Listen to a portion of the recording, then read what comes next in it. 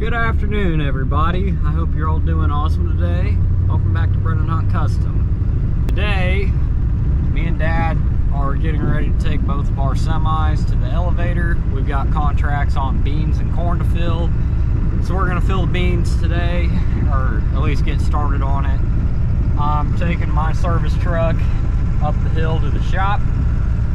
We gotta air up some tires. We'll get all that done, and me and Dad will probably start our journey. As long as I get to drive my black truck, that's all I really care about. Haven't driven the Ghost in a little while though. She's a little cold. Oh yeah, I nailed that perfectly. You ain't gotta drive this with a clutch. It's for the birds.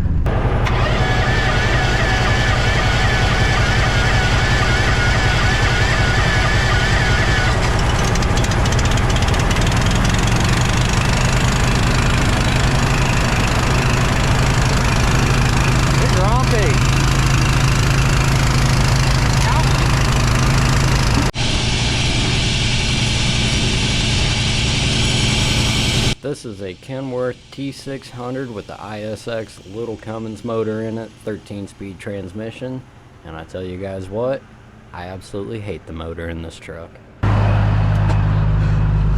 Hello, Black Magic. Oh boy, I miss driving this truck. Lord have mercy, it's cold out there, y'all. Good God. I had my muck boots on this morning, but I can't shift worth a when I'm wearing those. So back to the cowboy boots we go. Now, some of y'all might remember this truck from Harvest. It's a 1981 Peterbilt 379. Used to have a flat top sleeper on it until we jackknifed it, oh, I don't know, 5-6 years ago. So now it's a stretch day cab. It's got a 3406B model cat in it, 15 over transmission. Dad does not like the transmission. It does not bother me one bit. Motor's turned up a little bit, so it ain't turned up too much. It's just got the fuel pump and I think a bigger turbo. I apologize in advance for the camera shakiness. I had to recrop and rotate it. Like I said earlier, we are filling contract on beans. We're taking them to Hardin. And we got Dad behind me in our Kenworth T600. It's got the little ISX Cummins in it with the neighbor's grain trailer on it since they were borrowing the truck for harvest. The T6 is not a terrible truck. It's got a 13-speed in it. That's the only thing I like about it. Not a big fan of the ISX motor, but I'm not really much of a Cummins guy. It ain't gonna bark down and bite like this old kitty cat will. Okay, we are weighed in. I'm gonna go dump her here. My first time ever dumping here. I usually go to Carrollton. I haven't dumped here since I put this leg up.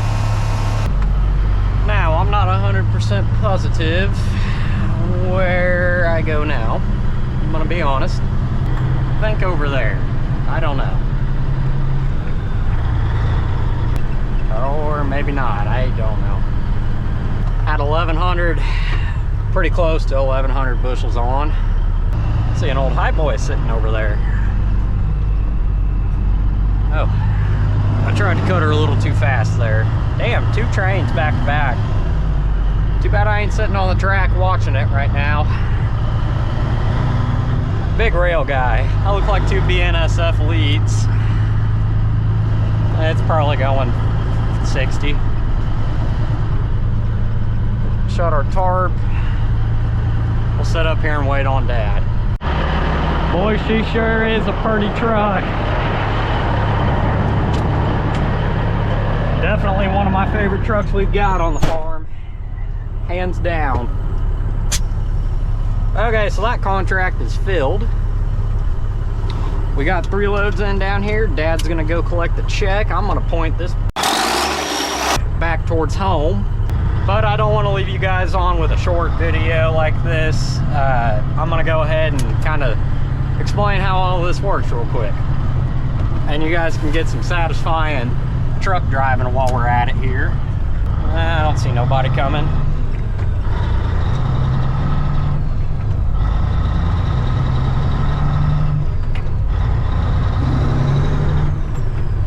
Okay, so basically there's a couple different ways you can handle your grain when it comes to your local elevator.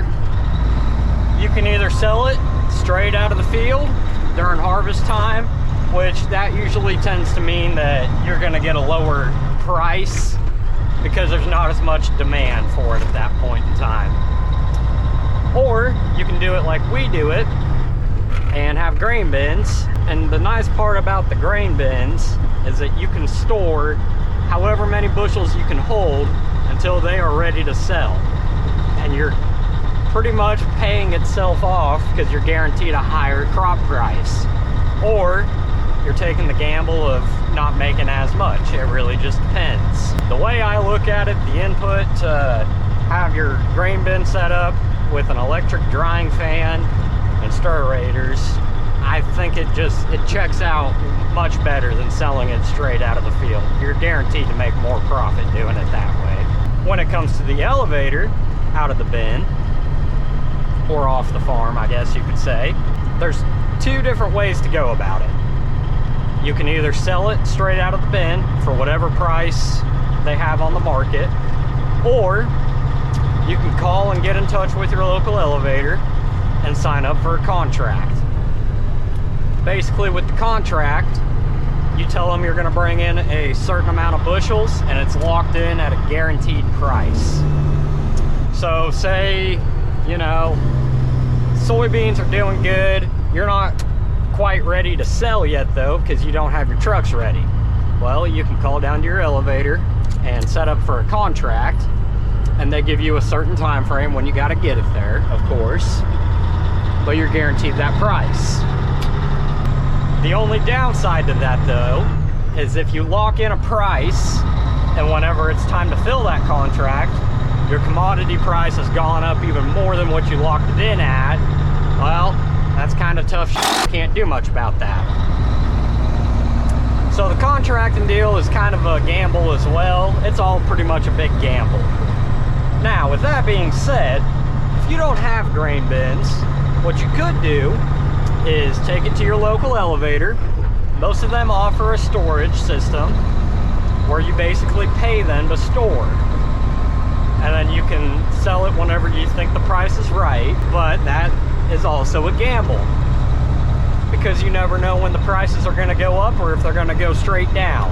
And you still have to pay that storage fee at the end of the day.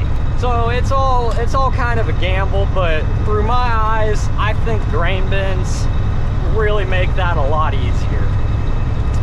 And we 9 times out of 10 fill out on contracts. Is it the right thing to do? Well, I'm not sure, but that's the way we do it anyways. Everybody's different. Everybody looks at it differently, and you know, that's perfectly okay. So now that we got our beans done, I'm pretty positive anyways. We've still got some sitting in the bin. We're either going to contract more or we're just going to outright sell them if we think the price is right. We got a contract for corn. We've got a haul out as well, which we're going to have significantly less corn than we're going to have beans this year. We've got some corn in storage, but we try to not sell as much of that as we do the beans. Being that, you know, we have a bunch of cattle, we take that to our local co-op, grain bank it, and then we turn it into cattle feed. So at the end of the day, it all works out for us, but you know, we're all taking that same gamble of what the prices are gonna do. And the sad part is, you know, price isn't up to the farmer, nor is it really the elevator. It's up to the higher ups and the CEOs and all that jazz that run the world trade, basically. And I feel like soybeans are probably going to be taking a huge spike in price this year. Brazil did not have a very good soybean crop, and that is one of their largest exports of the country is soybeans. So I'd say we see a pretty good increase in price on soybeans this year. So if you're heavy on soybeans and storage, it may not be a bad year for you. But anyways, I just figured I'd go ahead and yap to you guys for a little bit so we can kind of add on to this video a little bit. I didn't want to give you guys a little 3-4 minute video. So this at least adds on a little bit more time. But that's going to wrap it up for this video. I hope you all enjoyed. Be sure to like and subscribe, follow the page, and share it with your friends. Be sure to hit that notification bell so you all know whenever I'm posting. I'll see you guys next time. Adios, y'all.